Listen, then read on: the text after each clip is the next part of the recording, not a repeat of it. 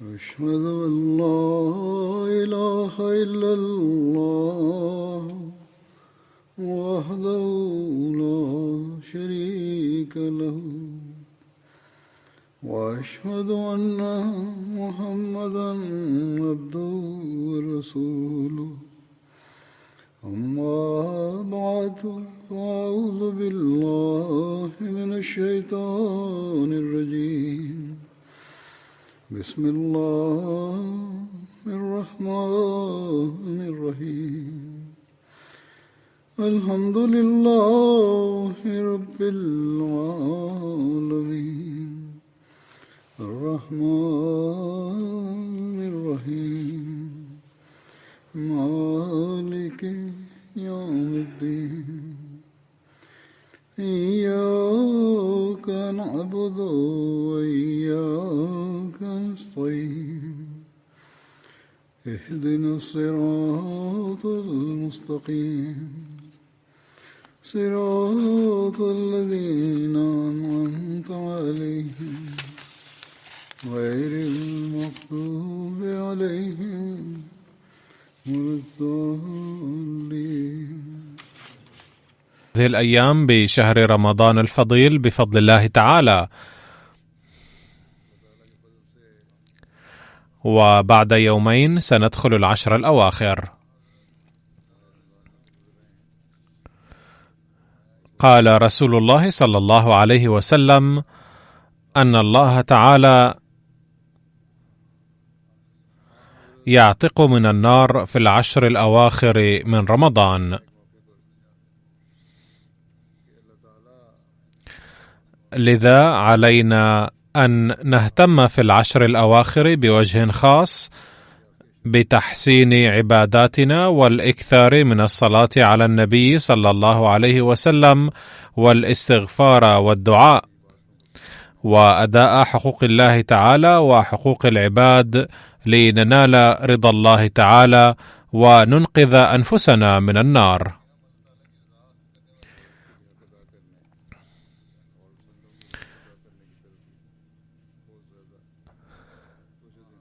ماذا كانت أسوة النبي صلى الله عليه وسلم وعمله في العشر الأواخر من رمضان؟ وماذا كان مستوى عباداته، علما أن الكلمات تعجز عن بيان مستوى عباداته في الأيام العادية أيضا. فتقول السيدة عائشة رضي الله عنها بهذا الشأن أنه صلى الله عليه وسلم كان يجتهد في رمضان بقدر لم يلاحظ في غيره. من الواضح أن الجهود التي كان النبي صلى الله عليه وسلم يبذلها في هذه الأيام تفوق تصورنا،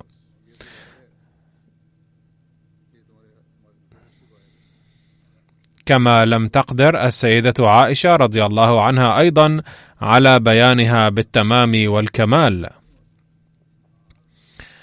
ومع ذلك أمر الله تعالى المسلمين أن النبي صلى الله عليه وسلم أسوة حسنة لكم فعليكم أن تتبعوه واسعوا جاهدين أن تصلوا بحسب مواهبكم وقدراتكم إلى المعايير التي قدمها لنا رسول الله صلى الله عليه وسلم. عندها سيجيب الله تعالى أدعيتنا وسنكون ممن يسلكون مسلك المؤمن، وسنكون ممن يتقدمون إلى مقام المؤمن والذي يجب على المؤمن أن يصل إليه.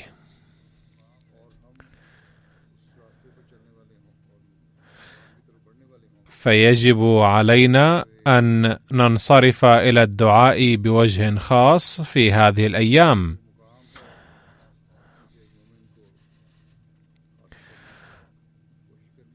والأحمديون بحاجة ماسة في هذه الأيام للانتباه إلى هذا الأمر،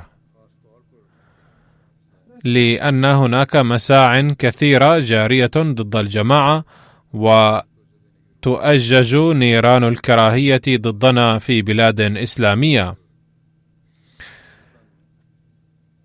فلندعو الله تعالى أن ينقذنا منها ويرد شرور الأشرار في نحورهم. كذلك يجب أن ندعو لاجتناب الوباء المنتشر حاليا،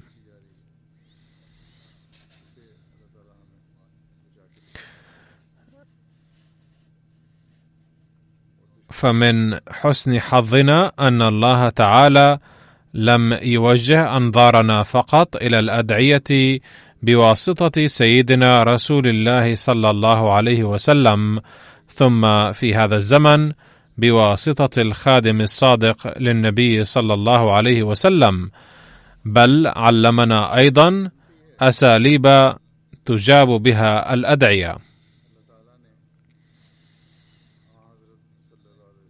فبعد حمد الله والثناء عليه، علينا الإكثار من الصلاة على النبي صلى الله عليه وسلم ليستجاب دعاؤنا، وإلا تبقى الأدعية معلقة بين السماء والأرض.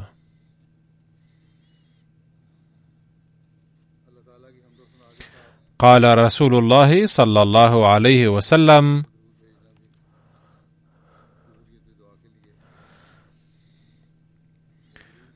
من نسي الصلاة علي خطئ طريق الجنة.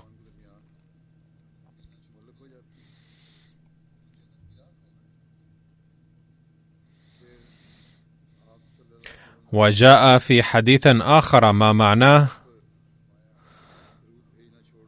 صلوا علي فإن صلاتكم وسيلة لطهارتكم ورقيكم. وفي رواية أخرى قال رسول الله صلى الله عليه وسلم: من صلى علي صلاة واحدة صلى الله عليه 10 صلوات، وحطت عنه 10 خطيئات، ورفعت له 10 درجات. فمن هذه الروايات تتبين أهمية الصلاة على النبي صلى الله عليه وسلم. إننا نؤمن بالمسيح الموعود عليه السلام، وندعي أننا أدركنا مكانة النبي صلى الله عليه وسلم ومرتبته بواسطة المسيح الموعود عليه السلام، ولم يكن إدراكها ممكنا بدونه عليه السلام. فيجب علينا أن ندرك أهمية الصلاة على النبي صلى الله عليه وسلم، ونصلي عليه أكثر فأكثر. ليس فقط ليجيب الله تعالى أدعيتنا، بل يجب أن تصبح الطهارة نتيجة الصلاة على النبي صلى الله عليه وسلم جزءا من حياتنا لا يتجزأ، وننال قرب الله تعالى بواسطة الصلاة على النبي صلى الله عليه وسلم، وأن نزكي حياتنا بصورة دائمة نتيجة هذه الصلاة، وننال التقدم الديني والروحاني بواسطتها.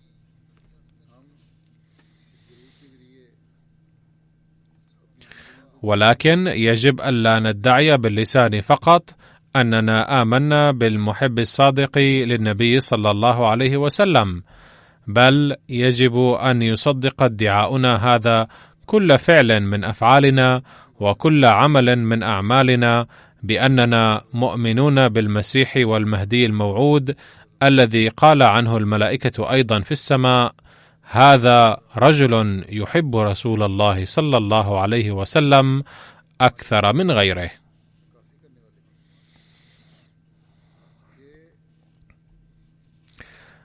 لقد ذكر سيدنا المسيح الموعود عليه السلام إلهامه: صل على محمد وآل محمد سيدي ولد آدم وخاتم النبيين.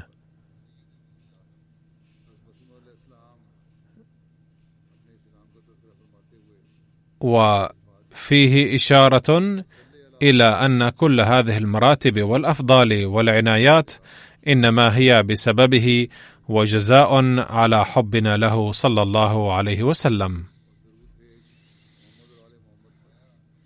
سبحان الله، ما أسمى المكانة التي يحظى بها سيد الكون صلى الله عليه وسلم عند الحضرة الأحدية، وما أكثره قربا لديه تعالى، حيث إن محبه عليه السلام يصبح محبوبا عند الله تعالى، وإن خادمه عليه السلام يصبح مخدوم العالم.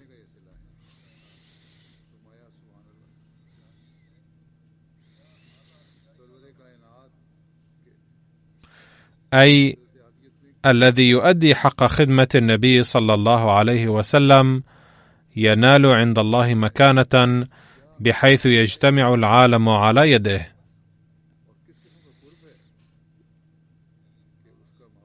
إذن إن المكانة التي يحتلها سيدنا المسيح الموعود عليه السلام اليوم في العالم إنما هي بسبب كونه خادما للنبي صلى الله عليه وسلم وحبه له حبا صادقا.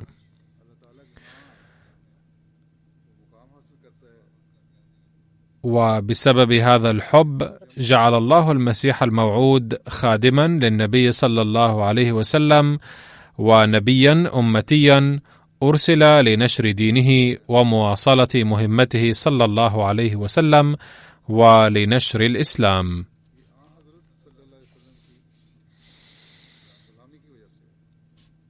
ثم يقول المسيح الموعود عليه الصلاة والسلام: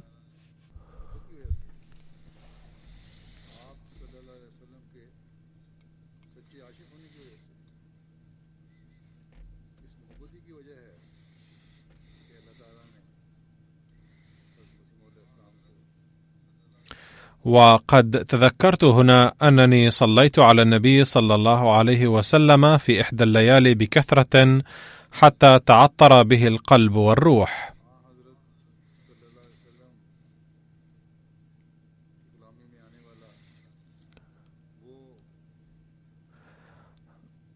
فرأيت في الليلة نفسها أنهم أي الملائكة قد أتوا بيتي بقرب من نور في شكل ماء زلال، وقال أحدهم: هذه هي نفس الصلوات التي صليت بها على محمد صلى الله عليه وسلم.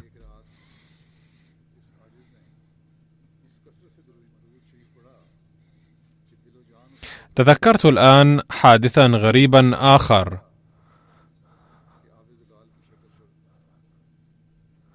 بأني تلقيت مرة إلهاما فحواه أن أهل الملأ الأعلى في خصام،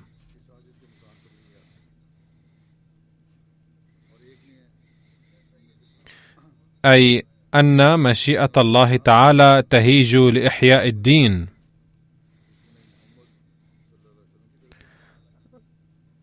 ولكن لم ينكشف على الملأ الأعلى بعد تعيين الشخص المحيي، فلذلك هم يختلفون.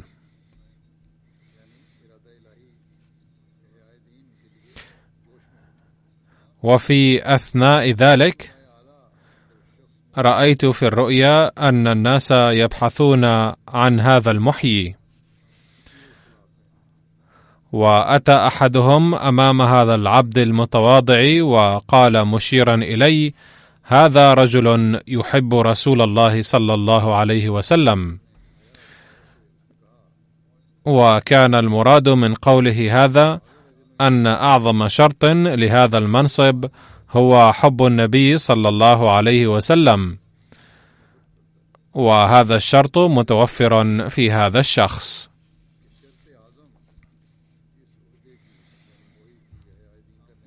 فإن قوم قد صدقنا بالمسيح والمهدي الذي بعثه الله تعالى لإحياء الدين، وأرسله مبوئا إياه مكانة عظيمة بالمهمة العظيمة، مهمة النشأة الثانية للإسلام، لكي يجمع العالم كله تحت راية النبي صلى الله عليه وسلم ويجعلهم غلمانا له صلى الله عليه وسلم.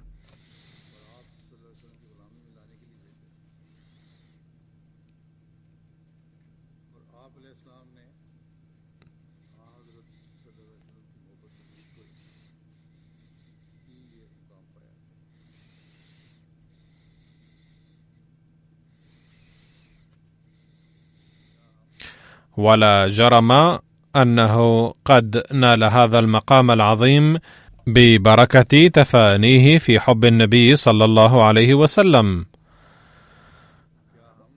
أليس من واجبنا العظيم ونحن الذين قد دخلنا جماعة هذا العاشق الصادق للنبي صلى الله عليه وسلم، ونحن الذين نردد في كل مناسبة عهدنا بأننا سنقدم الدين على الدنيا، أن نكون أنصارا ومساعدين لهذا المسيح والمهدي، ساعين لإكمال مهمته، موفين بعهدنا، ومصلين على النبي صلى الله عليه وسلم، فنؤكد للناس بأعمالنا أن الذين تظنون أنهم يسيئون معاذ الله إلى النبي صلى الله عليه وسلم إنما هم أشد الناس حبا للنبي صلى الله عليه وسلم وأكثرهم صلاة عليه، وذلك بعد أن صاروا أكثر الناس إدراكا وفهما للصلاة عليه صلى الله عليه وسلم، بعد أن علمهم الخادم الصادق للنبي صلى الله عليه وسلم المعنى الصحيح للصلاة والتسليم عليه صلى الله عليه وسلم.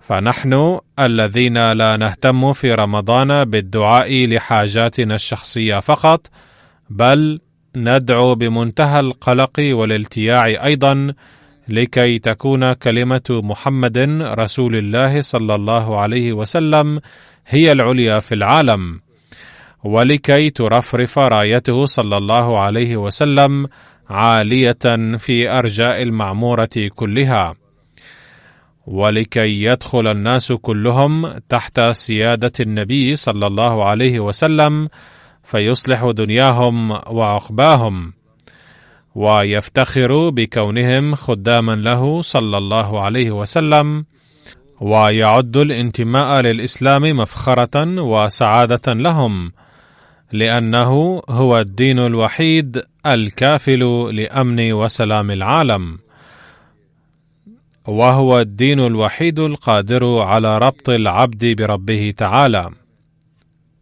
وهو الدين الوحيد الذي يعلن أن الله تعالى يقبل اليوم أيضا أدعية المؤمنين بمحمد رسول الله صلى الله عليه وسلم، ويجيب على سؤالهم بسبب حبه تعالى للنبي صلى الله عليه وسلم. إذن فهذه مسؤولية عظيمة ألقيت على عواتقنا نحن المسلمين الأحمديين، فنحن الذين سوف نخبر العالم بهذا الأمر. فعلينا الآن فحص أنفسنا لنرى مدى صدقنا وعمقنا في أداء هذا الواجب، لنرث أفضال الله تعالى وإنعاماته وفيوضه.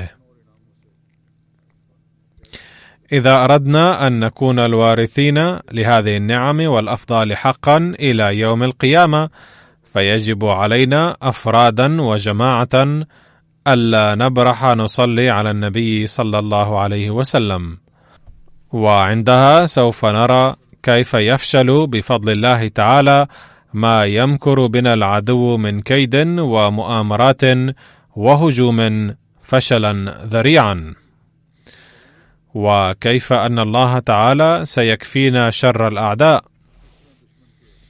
وكيف نتقدم نحن وأجيالنا روحانيا، وكيف نرى آيات استجابة أدعيتنا على صعيد الأفراد والجماعة.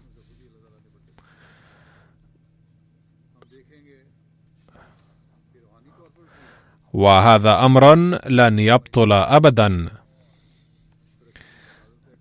لأن رسول الله صلى الله عليه وسلم قد ضمن لنا أن الأدعية التي تقومون بها مع الثناء على الله تعالى والصلاة عليه صلى الله عليه وسلم تنال القبول وتسبب سد حاجاتكم، شريطة أن تكون هذه الصلاة عليه صلى الله عليه وسلم نابعة من القلب مع صدق وإخلاص، ومع لوعة شديدة لرفع مكانته صلى الله عليه وسلم أكثر فأكثر، ومع دعاء صادق في حضرة الله تعالى نابع من القلب، وهذا لا يتأتى إلا إذا كان هناك إدراك لعمق هذا الأمر وحكمته. وأخبركم هنا بإيجاز أن الدعاء إنما ينبع من القلب إذا كان الداعي يدرك ما يفعله، أما إذا كان يثرثر بكلمات الدعاء بلسانه فقط فلا يتيسر له التعمق في معاني تلك الكلمات، ولا يؤثر دعاؤه في قلبه كما ينبغي. وإذا لم يتأثر القلب بالدعاء فلا يتولد الحماس ولا الرقة المطلوبين. فلكي يتأثر القلب وقت الدعاء على الداعي أن يدرك ماذا يفعل ولماذا يفعل. هناك الملايين الذين يتلفظون بكلمات الصلاة على النبي صلى الله عليه وسلم بألسنتهم دون أن يدروا ما معنى تلك الكلمات وماذا سينفعهم من صلاتهم على النبي صلى الله عليه وسلم وماذا تنفعه صلى الله عليه وسلم.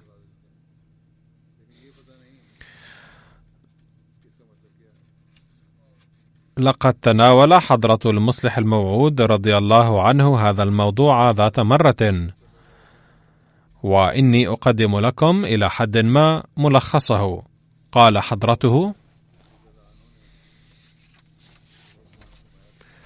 في الصلاة الإبراهيمية قد ذكر الله تعالى اللهم صل قبل اللهم بارك، والحكمة في ذلك أن الصلاة تعني الدعاء، فقولنا اللهم صل يعني اللهم ادعو لمحمد صلى الله عليه وسلم. والداعي نوعان: داع لا يملك شيئا ويسأل غيره، وداع آخر يملك الشيء ويعطيه الآخرين. وعليه فعندما نقول اللهم ادع لمحمد فإنما نعني أن يأمر الله كل مخلوقاته من ماء وأرض وجبال وغيرها ويقول انصروا عبدي هذا. فقولنا اللهم صل على محمد يعني اللهم اطلب لرسولك كل خير في السماء والأرض، واكتب له العزة والعظمة وزدهما باستمرار.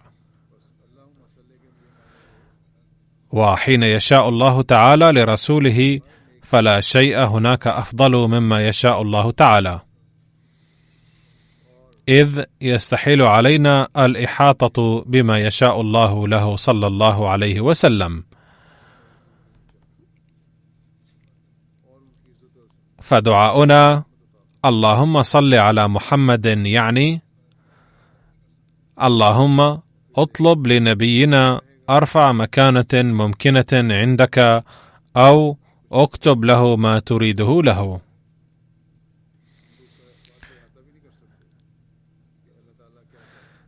أما قولنا اللهم بارك فمعناه اللهم زد ما أنزلته على نبينا محمد صلى الله عليه وسلم من رحمات وأفضال وإنعامات، بحيث تجتمع فيه كل ما في الكون من رحمات وأفضال وبركات. فأولا يعطيه الله ما يشاء، وطبعا من المحال علينا إحاطة ما يشاء الله له. وثانيا نسأل الله تعالى أن يزيد ما يشاءه ويعطيه للنبي صلى الله عليه وسلم، وهذا أيضا يستحيل علينا تصوره والإحاطة به. فعندما تجتمع هذه الأمور والأدعية بحق النبي صلى الله عليه وسلم، وعندما نواصل الدعاء لبقائها له صلى الله عليه وسلم، فإننا أيضا نفوز بحظ من أدعية النبي صلى الله عليه وسلم لأمته. وعندما ندعو بلوعة القلب لغلبة دينه ولحكمه على العالم كله، فسوف يعطينا الله حظا من أدعيتنا هذه أيضا، ويعطينا من فيوض صلاتنا على النبي صلى الله عليه وسلم، إذ تشمل هذه الصلاة الدعاء لأمته أيضا. وهكذا فإن البذور التي نبذرها سوف ننتفع نحن أيضا من فيوض ثمارها، لأن قولنا صل على هو بمنزلة بذرة، وقولنا بارك على هو بمنزلة ثمارها، شريطة أن يتم كل هذه الأشياء بخلوص القلب وصدق النية، وأن يكون ثمة اهتمام بالعمل بالتعاليم التي جاء بها النبي صلى الله عليه وسلم، والتركيز على أداء حقوق الله وحقوق العباد، وأن نثبت كوننا من الآل الحقيقي للنبي صلى الله عليه وسلم ونؤدي حقه. لا يمكن أن يمارس الإنسان ظلما باسم الله ورسوله ثم يردد الصلاة على النبي صلى الله عليه وسلم زاعما بأنني سأنال تلك البركات التي يحظى بها من يصلي على النبي صلى الله عليه وسلم بإخلاص النية. ومن يخالفون القانون ويعرضون الناس للمشاكل والأذى ثم يدعون قائلين بأننا عشاق الرسول صلى الله عليه وسلم ومن مكثري الصلاة عليه، لذلك ينبغي ألا يتعرض لنا أحد فيما نفعله. وكذلك من يغلقون الطرق ولا يدعون المرضى يصلون إلى المشافي زاعمين أن أعمالهم هذه مشروعة لأنهم يقومون بها باسم الله والرسول، فليعلموا أن جميع هذه الأمور عصيان صريح لأوامر الله تعالى ورسوله، وهي ما لا يسمح به الله تعالى ولا رسوله الكريم صلى الله عليه وسلم، ولا فائدة من ترديد صلاة هؤلاء، إذ إن أعمالهم هذه بدلا من أن تزيد من مكانة النبي صلى الله عليه وسلم تحولت إلى محاولة شنيعة للحط من مكانته صلى الله عليه وسلم ولتشويه اسم الإسلام. وينبغي أن نتذكر أن من يمارس الظلم باسم الله ورسوله فإن بطش الله تعالى به أيضا سيكون شديدا. فإن كان بإمكان أحد إعطاء العالم إدراكا حقيقيا للصلاة على النبي صلى الله عليه وسلم فهم الأحمديون، لذلك فعليكم بالتركيز الشديد على الصلاة على النبي صلى الله عليه وسلم في شهر رمضان الجاري، كما عليكم بالسعي لإحداث التغيرات الطيبة في أنفسكم التي هي ضرورية لتقبل صلاتكم على النبي صلى الله عليه وسلم. فإن قبلت هذه الصلاة فلا يستفيد بها إلا صاحبها، لأن أدعيته ستستجاب وتتحسن حالته الروحانية، وينال مثل هذا الإنسان قرب الله تعالى بعد قطعه شوطا في الحب الحقيقي للرسول الكريم صلى الله عليه وسلم. وتصل مثل هذه الصلاة الحقيقية إلى النبي صلى الله عليه وسلم، ثم تعود إلى الأمة وتسبب لها الرقي والازدهار أيضا. تتضح أهمية الصلاة على النبي صلى الله عليه وسلم مما أمره الله تعالى بها في القرآن الكريم، فقال تعالى: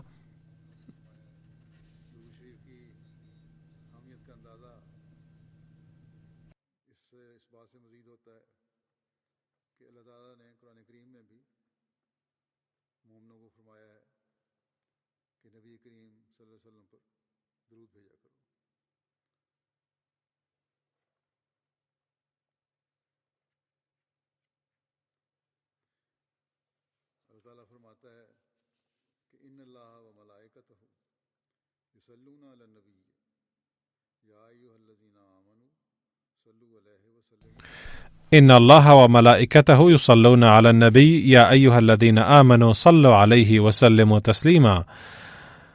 ولقد اتضحت من هنا حقيقة دعاء الله تعالى، إذ إنه تعالى يرفع درجات النبي صلى الله عليه وسلم كل حين وآن، ويهيئ أسبابا لإقامة عظمته صلى الله عليه وسلم ورفع درجته. ولقد عهد الله تعالى في العصر الحاضر هذه المسؤولية إلى أفراد جماعة المسيح الموعود عليه السلام أن يصلوا على النبي صلى الله عليه وسلم عاملين بأمر الله تعالى، لكي يرثوا أفضل الله تعالى ويستفيضوا بأدعية الملائكة، وذلك لأنهم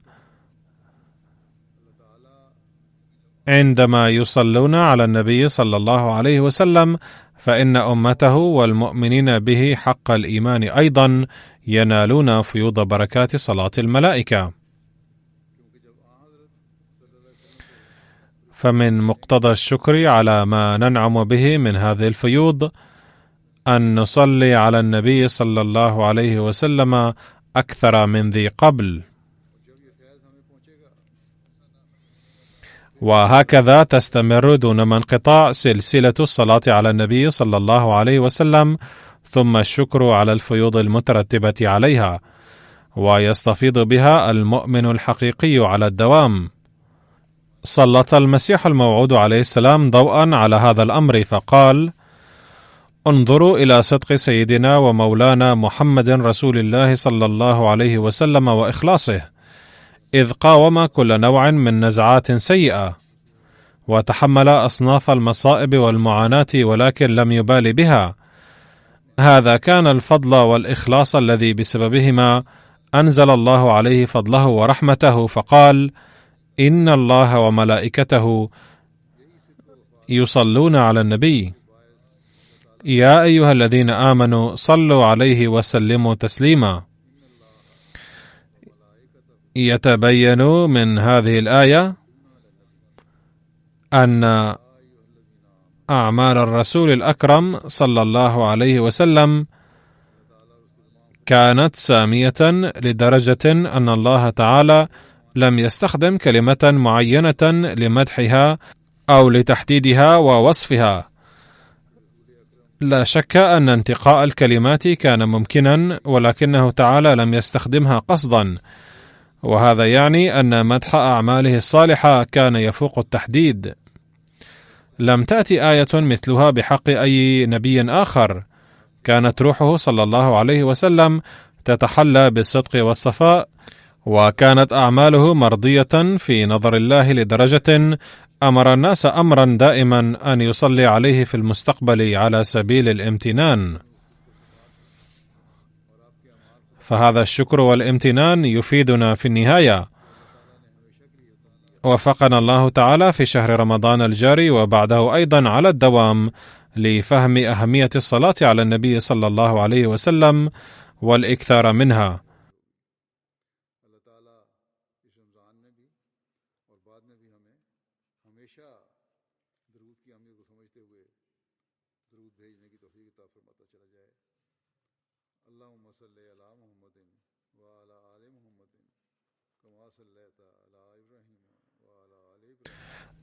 الأمر الثاني الذي أريد أن ألفت انتباهكم إليه هو الاستغفار، وإن دعاء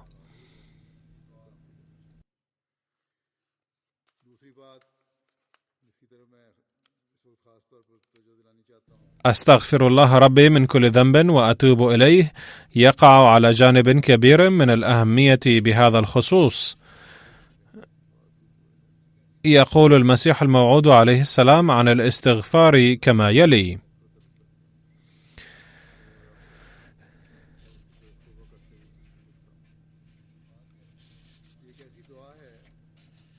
المعنى الأصلي والحقيقي للاستغفار هو التماس المرء من الله تعالى ألا يظهر ضعفه البشري للعيان، وأن يسند الله فطرته بقوته ويحيطها بدائرة حمايته ونصرته. كلمة الاستغفار مستقاة من مصدر غفر وتعني الستر، فمعناها أن يغفر الله تعالى بقدرته ضعف المستغفر الفطري، ولكن قد وسع معنى هذا اللفظ أكثر لعامة الناس، وأريد منه أيضا أن يستر الله تعالى الذنب الذي صدر من قبل، ولكن المعنى الحقيقي والصحيح هو أن ينقذ الله تعالى بقوة ألوهيته المستغفر من ضعفه الفطري، ويقويه بقوته ويهبه علما من علمه ونورا من نوره، لأن الله تعالى لم يتخلى عن الإنسان بعد خلقه، بل كما أنه هو خالق الإنسان وخالق كافة قواه الداخلية والخارجية، كذلك هو قيوم الإنسان أيضا، أي يقيم بسنده الخاص جل ما خلقه.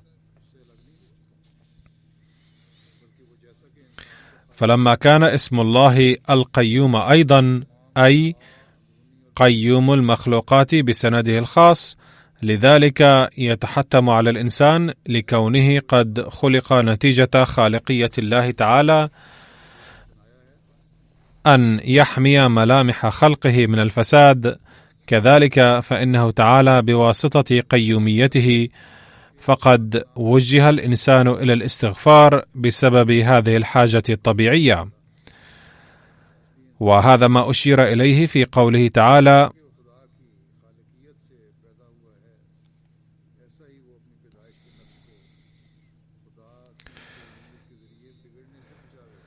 الله لا إله إلا هو الحي القيوم.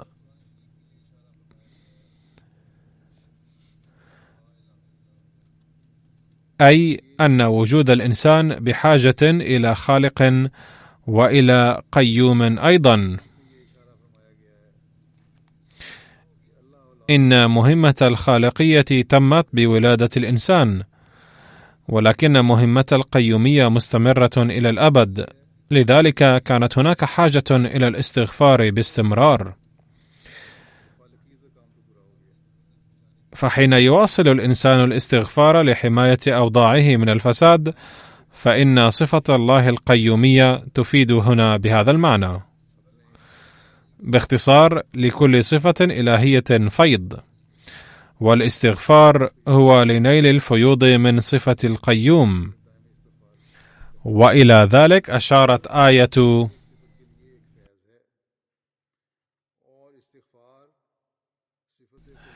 إياك نعبد وإياك نستعين من سورة الفاتحة، أي إنما نعبدك فقط وإياك نستنصر بصفتك قيوما وربا لتنقذنا من العثار، لكي لا يظهر منا الضعف فيحرمنا من العبادة.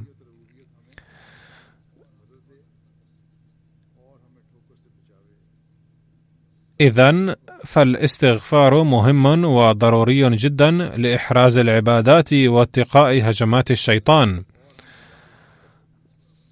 والاستجابة لأوامر الله تعالى. ولا ينحصر الاستغفار في طلب المغفرة إثر صدور ذنب فقط، وصحيح أن الاستغفار والتوبة في تلك الساعة أيضا ضروريان جدا، لأننا نحتاج إلى عون الله لمغفرة ما صدرت من الذنوب والاجتنابها في المستقبل، وهذا العون يتحقق لنا بالاستغفار، وبذلك يتحتم الاستغفار في كلا الحالين، أي سواء صدرت من الذنوب أم لا. فالشيطان يتربص بنا في الطريق،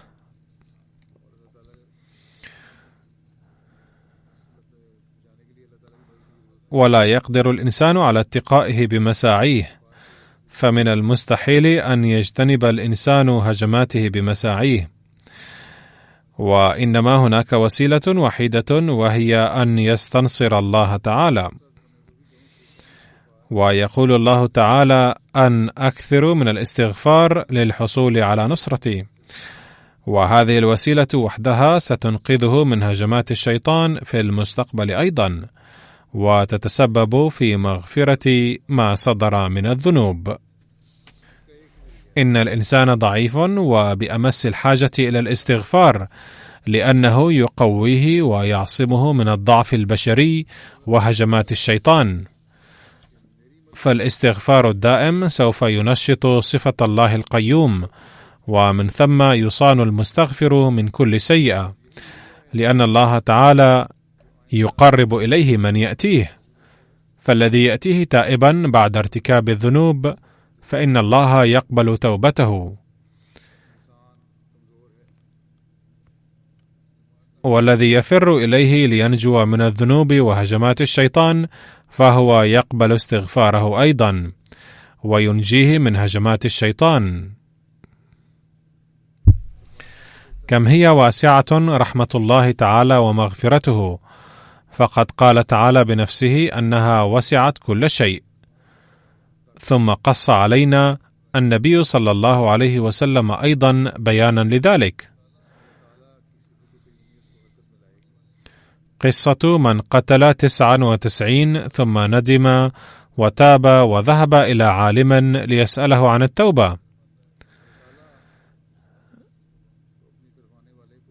فقال له: كيف يغفر لك بعد ارتكاب الكم الهائل من الذنوب والقتل؟ فقتله هو الآخر وأتم بذلك 100. ثم وصل إلى عالم أكبر منه وتكلم معه فقال له: أجل، قد قال الله تعالى: إن باب التوبة مفتوح كل حين وآن. إذا كنت تريد توبة صادقة فاذهب إلى منطقة فلانية، وستجد الناس هناك يعبدون الله وينشغلون في أعمال الدين، فانضم إليهم. لكن تذكر أن عليك ألا تعود بعدها إلى بلادك.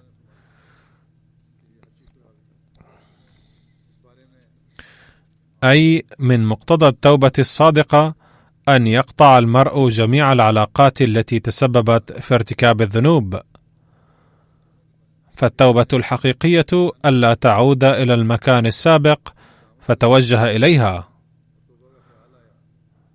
وفي الطريق وافاه الأجل،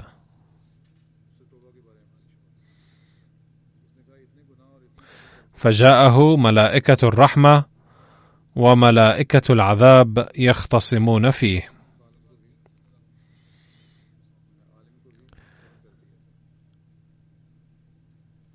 حيث كانت ملائكة الرحمة تقول: قد تاب لذا سوف يدخل الجنة.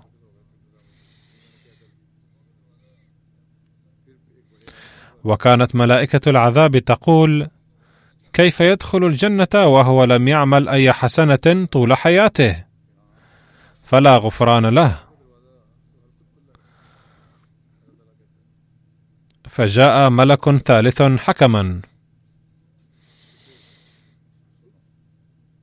فقال لهم: يجب أن تقيسوا المسافة من نقطة انطلاقه ونقطة محطته الأخيرة،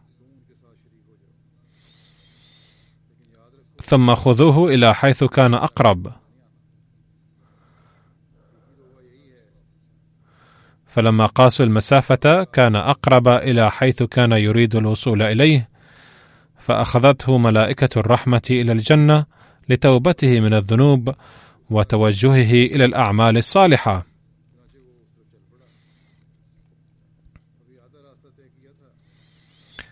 فهذه هي وسائل غفران الله تعالى.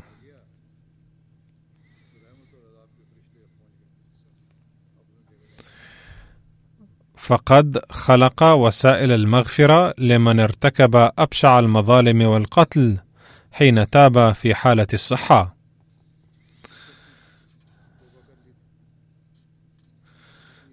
في هذه الأيام يسأل كثير من الأطفال والشباب أيضا: ما هي سعة مغفرة الله تعالى؟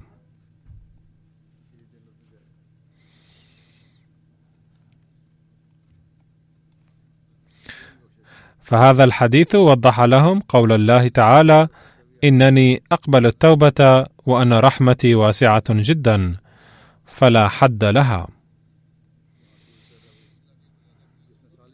بشرط أن يكون التائب صادقا. وفي رواية: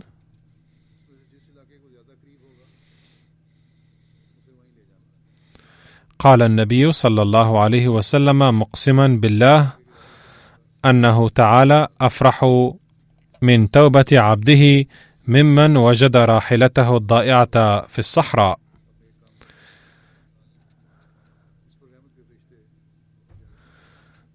فالله تعالى يتقدم إلى من يتقدم إليه. فقال النبي صلى الله عليه وسلم أن الله تعالى قال: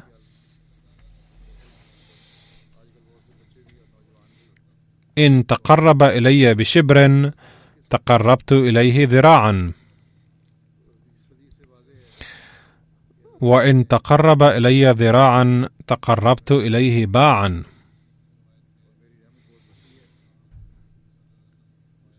وإن أتاني يمشي أتيته هرولة.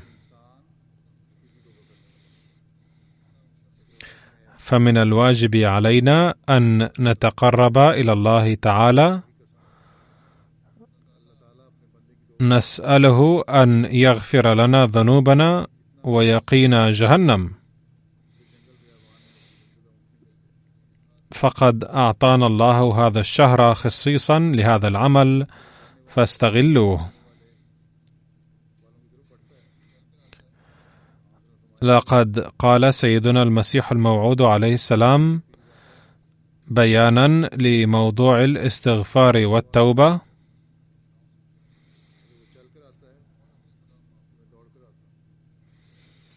ليكن معلوما أن إنكار التوبة والمغفرة إنما هو إغلاق باب رقي الإنسان، لأنه من الواضح ومن البديهيات لدى الجميع أن الإنسان ليس كاملا في حد ذاته، بل هو بحاجة إلى التكميل. وكما أنه يولد ظاهريا ويوسع دائرة معلوماته رويدا رويدا ولا يولد عالما، كذلك عندما يبلغ رشده بعد الولادة تكون حالته الأخلاقية منحطة جدا. فمثلا لو تأمل أحد في حالات الأطفال الناشئة لعلم بكل وضوح أن معظمهم متعودون على أن يضربوا زملائهم على أدنى نزاع بينهم، كما تلاحظ في كثير منهم عادة الكذب وسباب الأطفال الآخرين لأتفه الأسباب، ويكون بعضهم متعودا على السرقة والنميمة والحسد والبخل أيضا. وعندما يهيج جنون الشباب تسيطر عليهم النفس الأمارة وتظهر منهم أمور غير لائقة لا تجدر بالذكر تدخل في الفسق والفجور بصراحة. فملخص الكلام أن المرحلة الأولى لمعظم الناس هي مرحلة حياة قذرة، ثم عندما يخرج الإنسان السعيد من طوفان أوائل العمر العارم يتوجه إلى ربه ويتوب توبة نصوحا ويتحاشى أمورا غير لائقة ويعكف على تطهير نفسه. هذه هي مراحل حياة البشر بوجه عام التي لا بد للإنسان من اجتيازها. يتضح من ذلك أنه لو كان صحيحا أن التوبة لا تقبل لثبت من ذلك أن الله لا يريد أصلا أن يهب أحدا النجاة. فليكن واضحا أن التوبة في اللغة العربية تعني الرجوع، لذلك قد ورد في القرآن الكريم اسم الله التواب أيضا، أي كثير الرجوع. ومعنى ذلك أنه عندما يتبرأ الإنسان من الذنوب ويرجع إلى الله تعالى بصدق القلب يرجع الله إليه أكثر منه، وهذا يطابق تماما قانون الله الطبيعي، لأنه ما دام الله تعالى قد وضع في فطرة الإنسان أنه عندما يرجع إلى شخص آخر بصدق القلب يلين له قلب الأخير أيضا، فكيف يمكن للعقل أن يقبل أن يرجع العبد إلى الله بصدق القلب ولا يرجع الله إليه؟ أي يمكن أن يفعل ذلك إنسان لأنه من الفطرة، ولكن العجب القول بأن الله تعالى لن يرجع إلى العبد بالرغم من رجوعه إلى الله، هذا القول ليس صحيحا. ثم قال عليه السلام: بل الحق أن الله كريم ورحيم جدا يرجع إلى عبده أكثر منه بكثير، لذلك فقد ورد في القرآن الكريم اسم الله التواب، أي كثير الرجوع، كما قلت قبل قليل. إن رجوع العبد يكون مصحوبا بالحسرة والندم والتذلل والتواضع، أما رجوع الله فبالرحمة والمغفرة. لو لم تكن الرحمة من صفات الله لما نجا أحد. من المؤسف حقا أن هؤلاء القوم لم يتدبروا صفات الله، بل جعلوا المدار كله على أعمالهم وأفعالهم. ولكن الله الذي خلق للإنسان آلاف النعم في الأرض بغير عمل منه، هل يمكن أن يكون من خلقه ألا يتوجه إلى الإنسان برحمة حين يرجع إليه تعالى؟ الإنسان ضعيف البنيان متنبها إلى غفلته، ولا سيما إذا كان رجوعه وكأنه يكاد يموت في هذا السبيل ويخلع من جسمه اللباس النجس القديم ويحترق في نار حبه تعالى.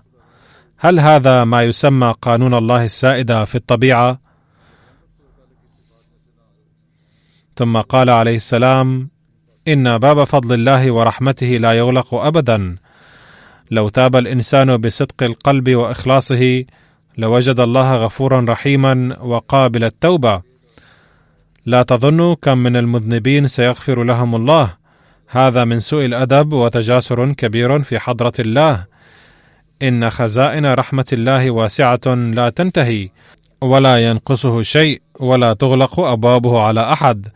هو ليس كمثل الوظائف لدى الإنجليز، إذ يعجزون أن يعطوا الوظيفة لعدد كبير من المثقفين، بل جميع الناس الذين استطاعوا الوصول إلى عتبات الله سينالون درجات عليا، هذا وعد مؤكد. إنه لشقي وتعيس الحظ من يقنط من الله فيصيبه الاحتضار وهو غافل. لا شك أن الباب يغلق عندئذ. إن أبواب مغفرة الله تعالى مفتوحة، ولكن من الضروري أن يتوب الإنسان في حالة الصحة وليس عند نفسه الأخير.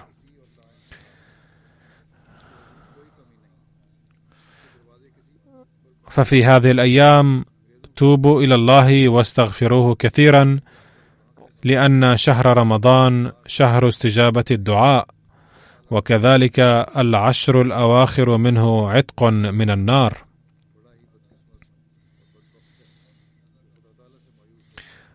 ولا شك أن توفيق الاستعفاء من الذنوب وكسب الحسنات إنما يكون من الله تعالى. فلو تعلقنا بالله تعالى لتحسنت دنيانا وعقبانا. وكما كنت قلت أن الأرض ضاقت على الأحمديين للغاية في بعض الأماكن، وهناك حل وحيد للخروج من هذه المشاكل، وهو أن نتعلق بالله تعالى.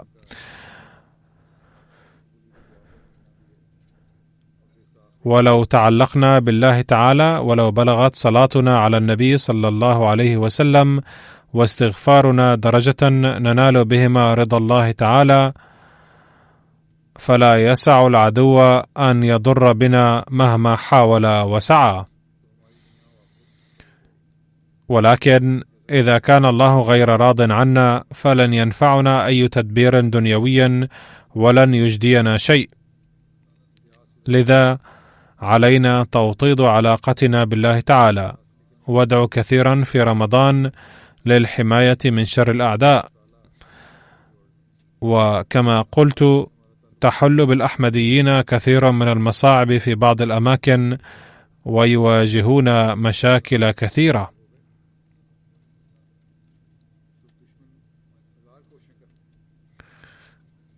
ندعو الله تعالى أن يسهل عليهم ويحفظهم من شر الأعداء.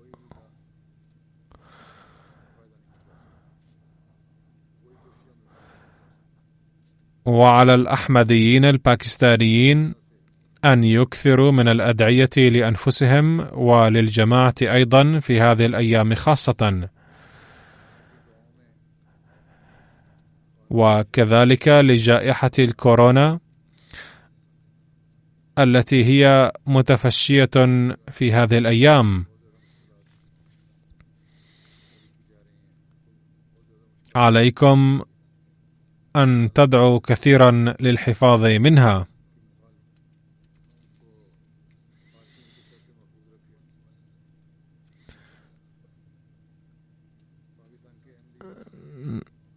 نجى الله تعالى الدنيا وإيانا من هذا البلاء،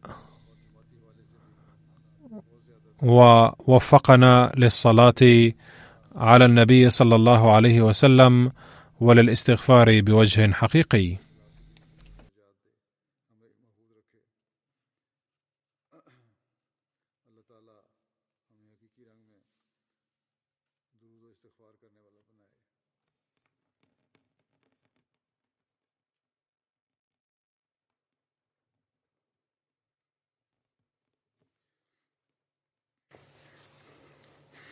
الحمد لله الحمد لله نحمده ونستعينه ونستغفره ونؤمن به ونتوكل عليه ونعوذ بالله من شرور أنفسنا ومن سيئات أعمالنا. من يهده الله فلا مضل له ومن يضلل فلا هادي له. ونشهد أن لا إله إلا الله ونشهد أن محمدا عبده ورسوله. عباد الله رحمكم الله، إن الله يأمر بالعدل والإحسان وإيتاء ذي القربى وينهى عن الفحشاء والمنكر والبغي يعظكم لعلكم تذكرون. اذكروا الله يذكركم وادعوه يستجب لكم ولذكر الله أكبر.